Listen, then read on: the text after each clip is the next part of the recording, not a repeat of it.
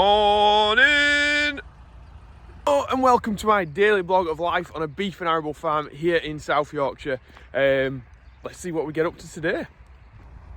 That's a bit concerning. Like, why are you out there? I'm guessing it's got over the bale there, so we'll have to sort that out later. So I've got him back in, but it was with my dad, so I didn't film it. Basically, they walk up onto this ledge here, and then they can walk along. Then they get to here, and they jump over this bale. What we did used to have is the bale's too high, but they've eaten them away. So I think what I'll do is I'll move some of this out a little bit later, put two bales too high, and then they'll not be able to do it again. Job will be all right until they eat it again, I suppose. Because the muck's got a bit higher in there. Like, if we muck it out, they don't get out. But it's getting to that point where it needs mucking out. But anyway, when one gets out, it's not so bad. If the whole pen got out, it'd be in a bit of trouble. Like, they'd run down the field, but they like to stop with, because they're a herd animal, they like to stick together. So it'll just walk around in this yard and not go very far, which is good for us. Right, so my dad's already feeding round on the TM. I'm gonna jump on the straw blower. So I've just got a bale blown into these guys. We'll go and pick one up now. Okay, we've had a bit of a disaster. This bale was here and it's flipped over. Oh well, we've got one in now. So I've just picked up the bale that was wrong with the back door and moved it to there. Normally if I'm with Andy and I'm on the TM, I'll just flip that bale over and put it back into the right place, but for some reason my dad's not done that, so I just had to move it over there. So I've just let my dad in the big shed. He's just going to feed out in here.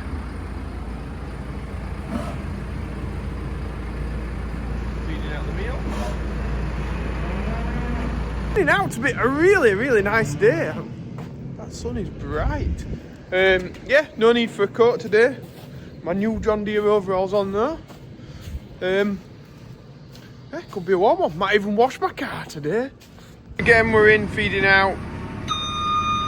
We got some lovely softies here, haven't we? We'll feed in here, and then what we'll do is we'll come in with the straw after a few crows flying about. I'm all ready to go when my dad's done. These little guys are enjoying their fodder beat. Loving it by the looks. Using the KW bucket now. We've got the effort with the bad feet. Look how good the feet are now. Fantastic. So I have just jumped on the 9 metre. I've got a bit of dead time while I wait for my dad to put the sugar beet out.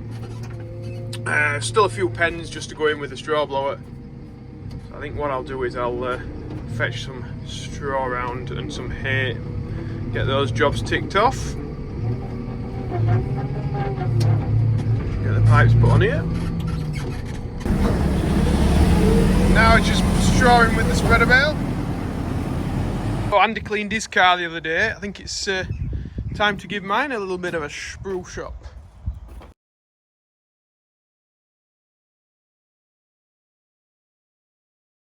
Now what I'm going to do is get some chrome, clean and green, put it in the garden sprayer, and then just spray it all around the car. Leave it for a few minutes and then we'll blast it off. This stuff you can dilute it down to like from 1 to 20 parts water, but we just put it on, boom, straight, and then blast it off. We've got 203. This is the first one he sent me, and we've got a blue barrel, 203 litres of this stuff. So we'll just put it on it neat. Oh, a bit of pump. It says, and then just spray it all over. So I don't know if you can see, but it's all covered in the stuff now. So we'll leave that just for a couple of minutes. We don't want to let it dry, but just want it to do a little bit of work. Then we'll get it blasted off. But you can see there's like ingrained dirt still there. We'll see if it brings that off.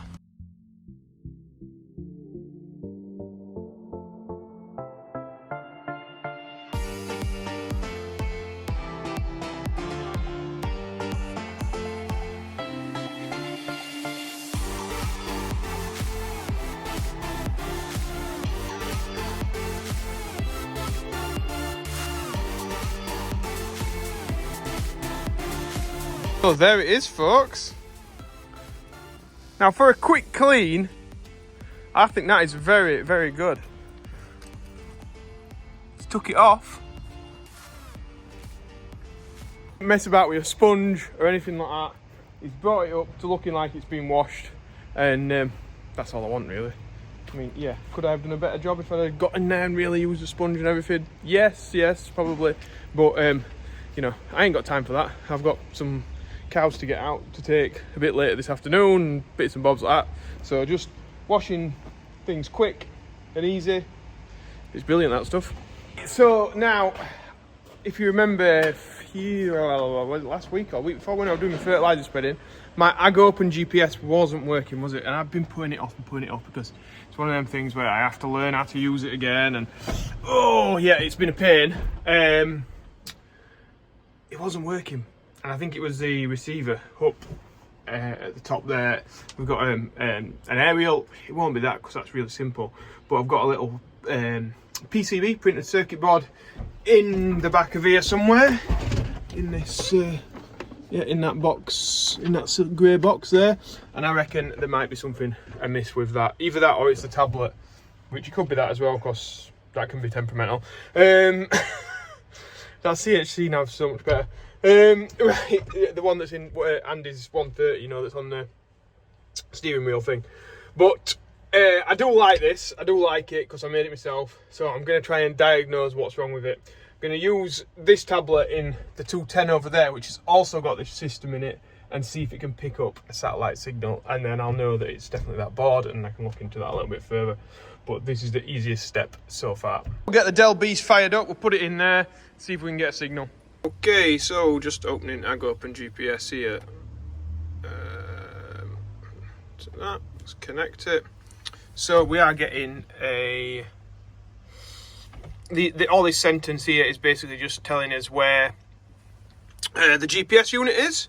So that's all working right on this tractor. Now on the other one it's not working, so I've either got a faulty connection or my board, which in this one is in this see-through box with the little blue light on it in the bottom that we can't see because I think I've wrapped it in bubble wrap or something like that. It's something to do with the board, so I'll have to go into that tractor, take out that box and see what we can see.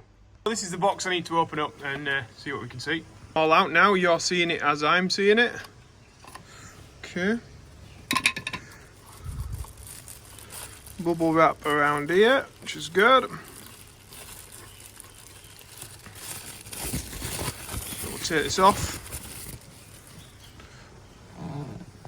And then what we'll do is everything plugged in right? Yep, seems to be. We'll plug it in, see if we get any lights on it. I think that the board's like, they call it bricked. I don't know what bricked means, but I think that's what's up with it. So I'm going to put these wires together, then link it up, try and like factory reset it, and then we'll start again. Oh, lovely. Right now we're just updating the firmware on it, so fingers crossed this is going to sort it. That's a good sign. Oh, I'm happy. I'm out at the tractor, plugged it in, and we're actually getting a signal from it. So I think we've got it back working now, which is fantastic. That's great. So normally on this screen it'd say like can't find GPS or something along them lines, but we're back up. We're back up and running. Oh, that's better. Honestly, I think this system is really good. It's brilliant. You build it yourself. You learn if there's something wrong, you know what the mistake is. With me, it's probably like the untidy wiring and bits and bobs like that, but it's just so cheap. So it was like, I probably spent about £2 maybe a little bit more, because I've got it steering hydraulically, so it's just like it would be from John Deere sort of thing. The steering wheel doesn't move, really nice and quiet in the cab and all that. And I built it myself, so like I said, if something does go wrong like that, I knew it was that board, it was a USB connection somewhere, or I could like sort of narrow it down because I'd built it. Whereas like you go, you know, if you had proper GPS on this and something goes down, you John Deere come out and charge me £100 an hour please, and hopefully you can fix it. So yeah, that's what I like about it. But if I show you the other one, We had fitted in Andy's tractor, so that's screened to the left hand side of the John Deere one, and that's the antenna. You just put that on your steering wheel, and it's all like being proper purpose built for a job. Like, so it's proper wiring, whereas mine's a bit dodgy because I didn't do it like that. I tried to do it cheap. Proper robust like tablet thing. I mean, I could probably get one for mine, but yeah, again, I was just doing it on the cheap. But like, this is just all like purpose built for the job, if you know what I mean. So like, if you don't know anything about RTK and Autosteer and all that kind of thing, and you're not willing to learn about it and spend all the time doing stuff like what I've just been doing with the other kit, it's a nice in between. It's not the massive expense of the John Deere stuff. It's cheaper, it's more accurate for the price point that you'd be wanting to spend. And yeah, if something goes wrong with it, you just ring Stephen up and give him a bollocking, and he'll tell you what what's up with it and how to get around it. Whereas like, I have to look on forums to try and fix that other thing. But I enjoy that. I enjoy that side, and that's why it's easy for me to do it. But yeah, this is a definite and easy option, and it works and it's good. So yeah, CHC nav. There's a link to Stephen's website in my description below. So check that out if you're wanting some RTK on a budget that is to 2cm accuracy. So as accurate as you can get, basically. Yeah, he's a nice guy. Check him out. Back to doing a bit of proper farming. I'm doing a mix now. I've just put the hay and the straw in. Gonna cut some silage out. You've wasted an hour and a half of you. Just had his dinner. Sunday lunch, beef, Yorkshire pudding and all that. Ben's come out to help me because I've still got the pens to straw up. Do that, and then I've got to get some cattle out and get their passports together because I'm taking some this afternoon. Ben's dog's running the mud.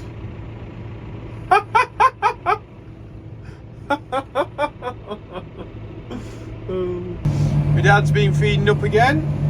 Look at all this spillage. Like, I would like to work out how much in money that is. So we've just seen we've got a few pigeons that fly around the farm. A white one as well. It's a nice white one down there, and it's got no head and no neck. Yeah. So Ben's been on Google and it's what's up. I thought I knew what it was anyway. Oh, right. Are you leaving it as a question, or do you want to tell them what it is? I don't know really. Should we leave it as a question? Yeah. Let us know in the comments what you think might have killed the pigeon that was down there. I'm not going to show it because it's a bit gruesome. Could it be dog, fox, bird of prey, badger? No head, no neck. What will it be? You gonna let him just jump on the seats then? Thanks for dinner. Oh, he's gonna make your car stink. I got cream leather. Bye. I'm starting to wonder where I've left the 9 metre. It's worrying me a little bit. The bale spikes aren't on the pile. TM's there. It's not in the shed.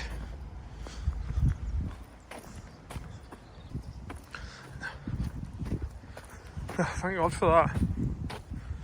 I just had a little inkling then that it had gone missing, but we don't normally have these bales that high, and sort of obviously just got itself hidden. It was me that put it here, but I just couldn't remember. I nearly TikTok alert or whatever, police alert. Look out for the 9 metre, but it's here. We're fine. Job's a good one. So I've got some of these 3x4 bales down, which were made by the John Deere baler we had on demo over the summer. And this MX grab is great for this because we can just flip them over and stand them up like that. And it can back onto them and get the bands out nice and easy. Just made it a bit tight for myself here. So yeah, there they are. It's supposed to have the same weight as what the big ones have, but I don't think they quite have, to be honest, when we weighed them over the weigh bridge. Right, I'm in the lorry now, just waiting for the air pressure to build up, and we're going to go and take... Oh, it's done it, that's good. We're going to go and take some cattle in this afternoon, so I'm going to go and get it loaded now. If you watched the video a few days ago when I was loading them on my own, they sprung this door open on me, so I'm going to take the time to clean the hole out this time so it does not happen again, because I got through it by the skin of my teeth getting them back in. I don't know how I did it, just pure luck, I think. Right, I better get set off with these guys and get back and do some feeding up, and then the day might be ended. It's going to be dark, I think. Turned into a long, long Sunday, this. So I'm just going past Ripon Farm Services. So they've got a nice coon hedge cutter in there. Looks tidy. And of course, plenty of tractors. So I've just got back into the yard. Wow, we're in the twilight hour. It's beautiful, that sunset. Yeah, I think I'm gonna hurry up and catch it before it sets. Yeah, that is nice.